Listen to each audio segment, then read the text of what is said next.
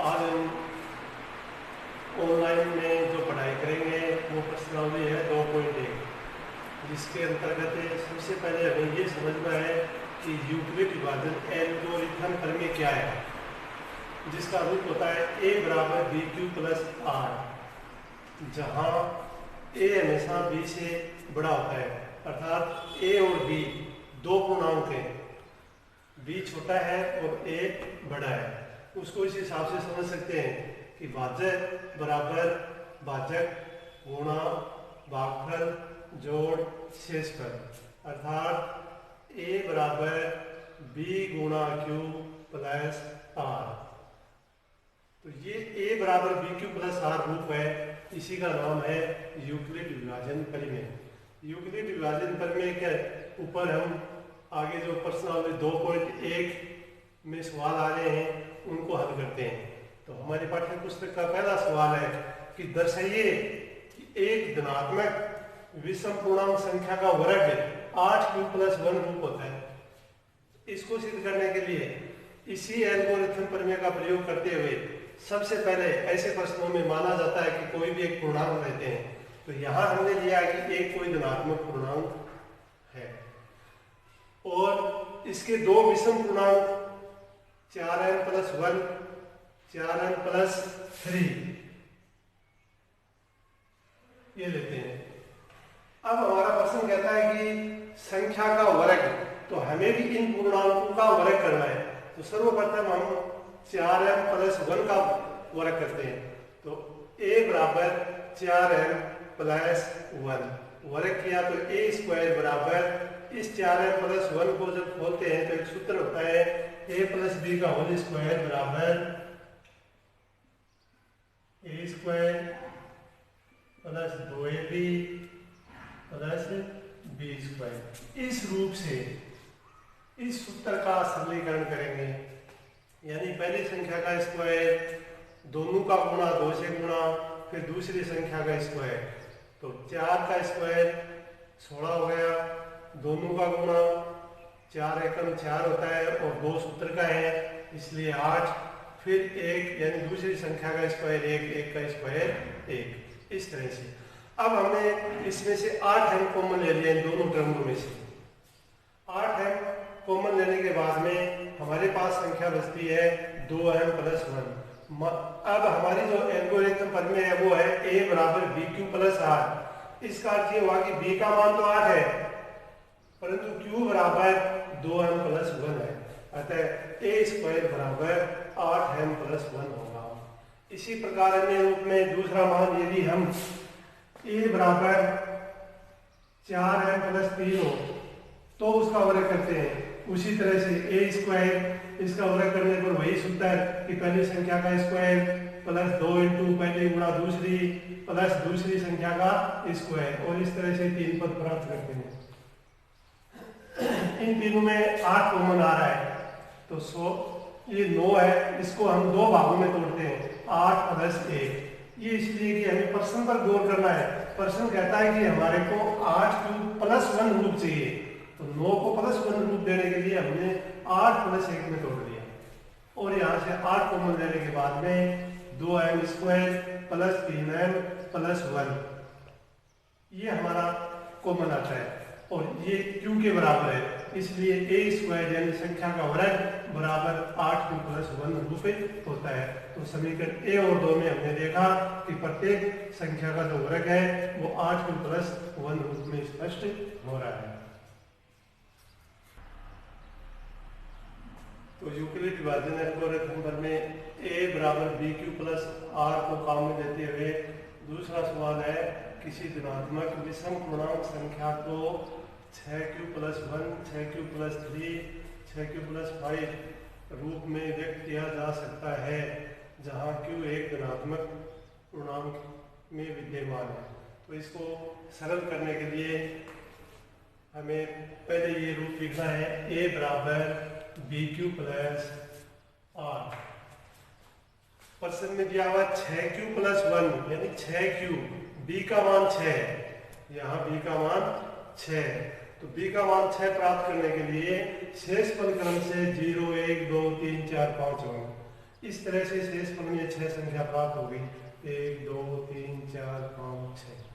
यदि चरण वाइज इनको करके देखें कि यदि शेषफल 0 हो तो इस सूत्र में ध्यान दें a बराबर b की जगह 6 q प्लस r है शेषफल 0 है, तो इसका रूप बन गया a बराबर 6q प्लस 0, अर्थात a बराबर 6q। इसी क्रम में यदि r का मान 1 हो, यानी शेषफल अगर 1 बचता है तो इस रूप में ये मान होगा a बराबर 6q प्लस 1। आगे r बराबर 2 हो तो इसका रूप होगा a बराबर 6q प्लस 2। r बराबर 3 हो तो इसका रूप होगा a बराबर 6q प्लस 3। और इसी तरह 4 और 5 हो तो भी ये रूप होंगे 6q प्लस 4 6q प्लस 5। तो हम देखते हैं कि हमें ये जो 6 मान प्राप्त हो रहे हैं इसमें 6q प्लस 2 6q प्लस 4 ये तीनों संख्याएं समपूर्णांक है। समपूर्णांक अर्थात जिन संख्याओं में 2 का पूरा भाग चला जाए वो होती है समपूर्णांक, और जिनमें नहीं जाए वो होती है विषम पूर्णांक। यदि हम यहाँ पर 6q प्लस 2 6q प्लस 4 यानी 4, इसमें अगर ये संपूर्णांक है 2 का भाग पूरा जा रहा है तो स्वतः हमें प्राप्त होता है कि 6q plus 1 6q plus 3 6q plus 5 एक विषम धनात्मक पूर्णांक होंगे, जो हमें इस प्रश्न में सीधे करना था। अब आगे इसी यूक्लिड विभाजन प्रमेय से हम कुछ सवालों को हल करेंगे। जैसे हमारा प्रश्न नंबर 4 है अपनी किताब का, उसके अंदर 6 पार्ट दिए हुए हैं। तो हमें सबसे पहले इस सूत्र को फिर समझना है कि a बराबर bq प्लस r, ये रूप इसी का नाम है यूक्लिड विभाजन। तो इसी रूप से करेंगे। तो प्रत्येक बच्चे को ध्यान रखना है कि a और b 2 पूर्णांक हैं जिसमें a हमेशा बड़ा होता है और b छोटा होता है। इसलिए हमारे को 2 संख्याएं दी हुई हैं हर प्रश्न में 2 संख्या दी हुई है। उन प्रश्नों में जो बड़ी संख्या है वो a है और जो छोटी है वो b है। जैसे सपोज करो हम पहला सवाल कर रहे हैं, तो यहाँ से आपको प्राप्त होता है कि a का मान 210 और b का मान 55।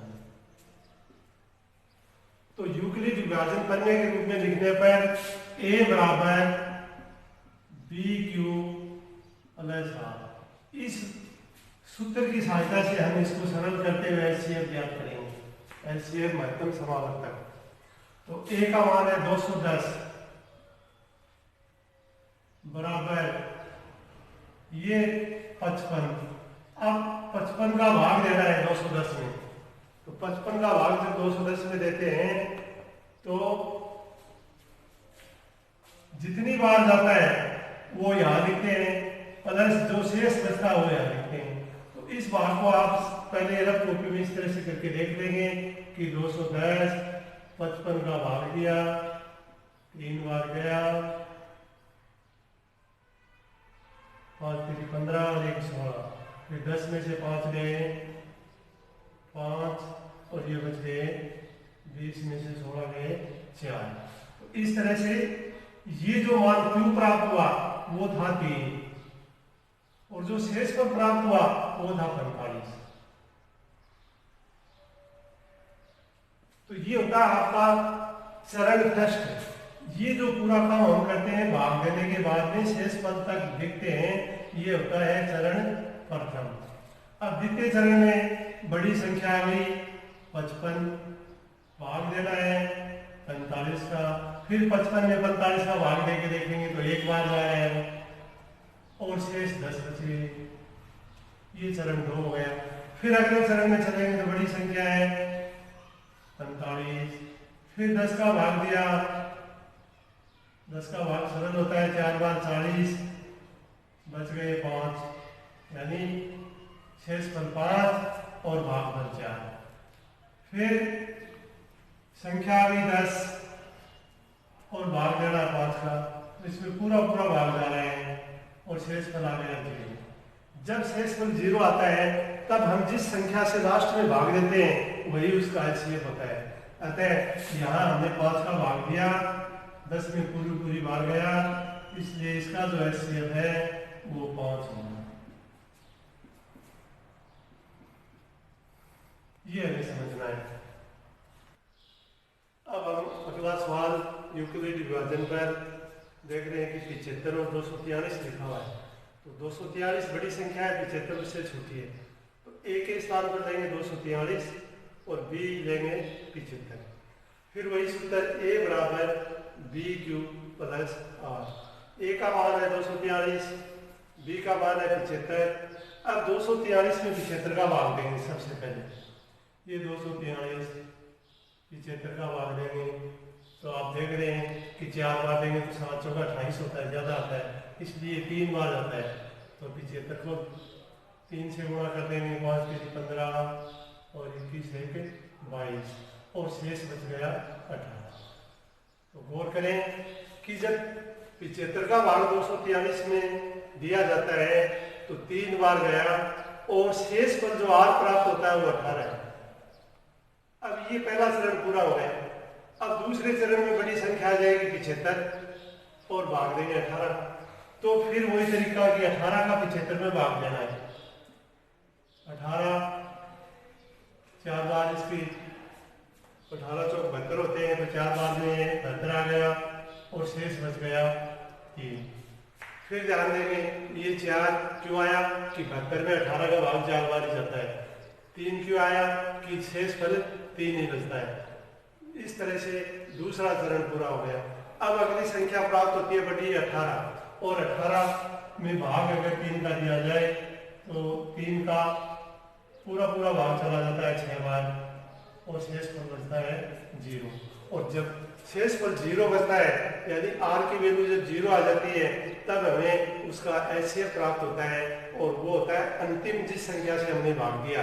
आपने देखा कि अंतिम संख्या से भाग दिया वो संख्या है 3, अतः HCF का मान होगा 3। इस तरह से ये सवाल हुआ। इसी क्रम में एक सवाल और समझा रहे हैं। अगला सवाल है 867 255।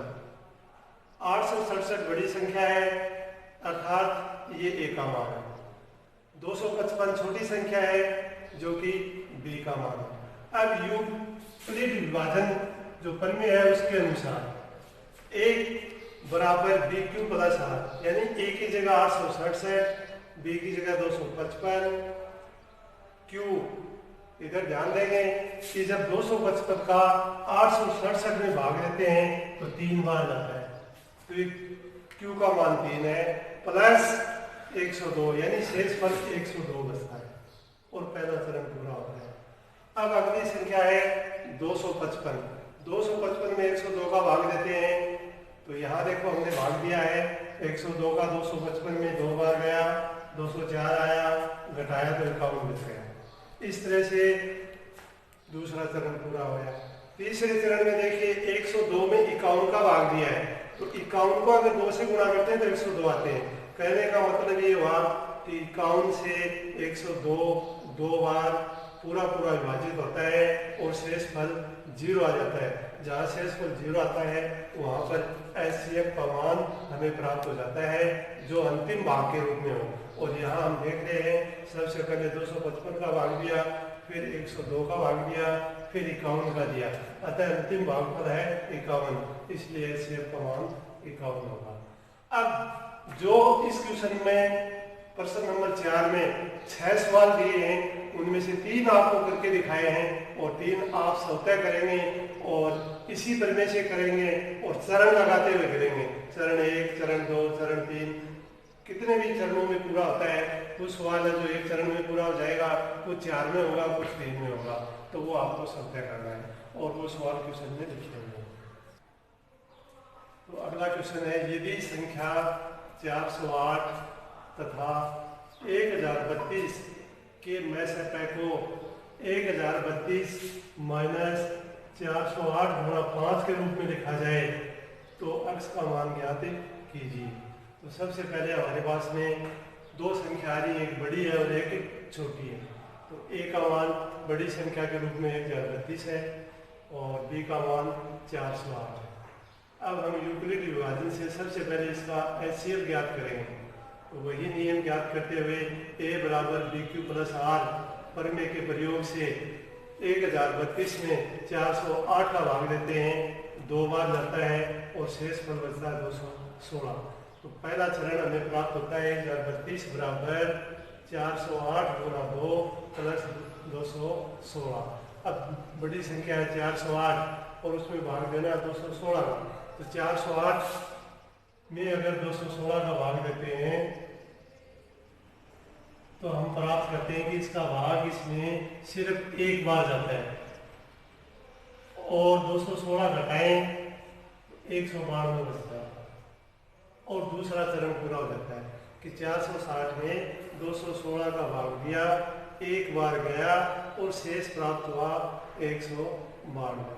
अब अगले स्टेप यानी थर्ड चरण में बड़ी संख्या है 192 का, जिसमें भाग देना है वो है 216। तो 216 बड़ी संख्या है तो 192 इसके लिए छोटी संख्या है। फिर इसका भाग देते हैं तो एक बार गया और एक बार गया तो शेष बचा 24। फिर ये चरण पूरा होने के बाद में चौथे चरण में बड़ी संख्या बचती है 192 और छोटी बचती है 24। 192 में 24 का भाग देते हैं तो ये भाग 8 बार पूरा चला जाता है और शेष फल 0 प्राप्त होता है। और जब शेष फल 0 प्राप्त होता है तब हमें HCF का मान 24 प्राप्त होता है। अब हम प्रश्न में ध्यान देंगे कि प्रश्न का रूप ये है 1032x माइनस 408 गुणा 5। अब प्रश्न कह रहा है कि इसका HCF इसके रूप में लिखना है, तो हमने इसका HCF ज्ञात कर लिया 24 और इसके रूप में लिख दिया, अर्थात इस संख्या के बराबर 24 लिख देने पर प्रश्न का रूप प्राप्त होता है, इसलिए इसको लिखते हैं प्रश्नानुसार। अब 408 का 5 से गुणा करते हैं तो 2040 प्राप्त होता है। 2040 का पक्षांतरण करते हैं तो आप ध्यान देंगे कि ये माइनस से इधर जाकर प्लस हो गया और दोनों जुड़ के मान प्राप्त हो गया 2064, अर्थात 2040 प्लस 24 का जो आंसर आ रहा है वो आ रहा है 2064। अब हमें वैल्यू ज्ञात करनी है x की, यानी x का मान ज्ञात करना है, तो x बराबर 2064 बटे 1032 और ये 1032 2064 से पूरी 2 बार कट रहा है, अतः x का मान 2 प्राप्त होगा। इस तरह से इस प्रश्नावली में आए हुए सभी 5 सवाल हमने सीखे हैं। एक सवाल आपके लिए छोड़ा है और वो आपको अभ्यास के रूप में करना है। एक थोड़ा उदाहरण है जिसको हम करेंगे और वो आप देख रहे हैं कि उसमें थोड़ी सी भाषा अलग है। भाषा है कि वो बड़ी से बड़ी संख्या ज्ञात करो जो इन संख्याओं को पूरी विभाजित करे, लेकिन प्रत्येक स्थिति में शेष फल 5 हो। तो ऐसा कोई भी सवाल आता है जिसमें अगर शेष फल बचता है तो सबसे पहले उस शेष फल को दी गई संख्याओं में से घटाते हैं। अर्थात हमारे पास में यहाँ 2 संख्या है, पहली संख्या है 245, उसमें से 5 घटाएंगे तो हमारे को प्राप्त हुआ 240। दूसरी संख्या है 2053, इसी तरह से इसमें भी 5 घटाएं तो हमें प्राप्त होगा 2048। अब हमारे पास में यूक्लिड विभाजन से करने के लिए a और b मिल गया, यानी एक बड़ी संख्या मिल गई और एक छोटी संख्या मिल गई। अब प्रमेय का रूप ये है, HCF ज्ञात करने के लिए बार हम ये सूत्र लगा रहे हैं, दोबारा लगा देंगे a बराबर BQ प्लस R। यहाँ बड़ी संख्या a है, ये है 2050 और छोटी b है, ये है 240। अब 240 का इसमें भाग दे के देखेंगे, 2048 में 240 का भाग दिया तो इसका भाग जा रहा है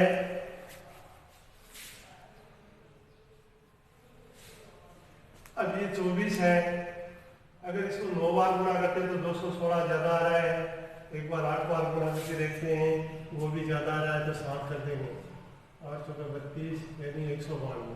तो करने का अर्थ क्या हुआ कि इसका 8 बार पूरा भाग जा रहा है, तो 8 बार में पूरा भाग गया तो ध्यान दें 0 का 0 आ गया, 8 चौक 32, 10 की 3 हो गई, 8 दूनी 16, 3 19, और शेष पर बच गया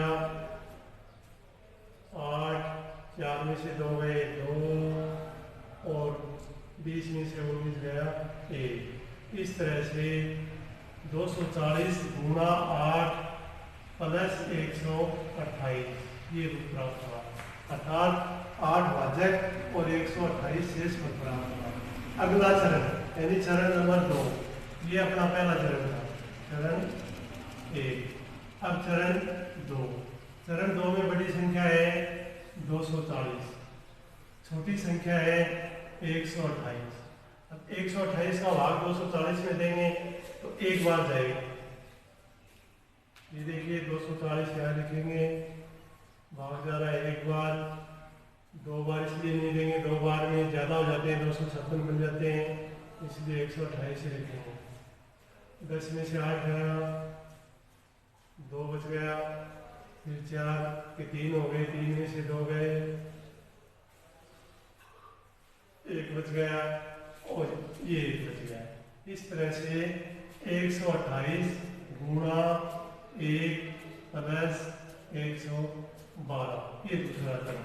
अब चरण नंबर 3, अब यहाँ बड़ी संख्या प्राप्त हुई 128, फिर भाग देना 112 का, फिर एक बार जाएगा 128 में 112 घटाएंगे तो अपने को 16 प्राप्त होगा, यानी 112 ये 128 है, एक बार भाग दिया तो हमें मिला 16, फिर 16 का भाग देंगे 112 में तो पूरा पूरा चला जाएगा और 7 बार में ये जाएगा।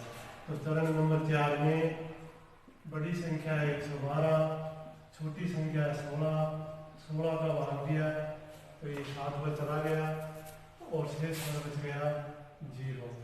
अतः 240 और 2050 का एचसीएफ बराबर 16 होगा।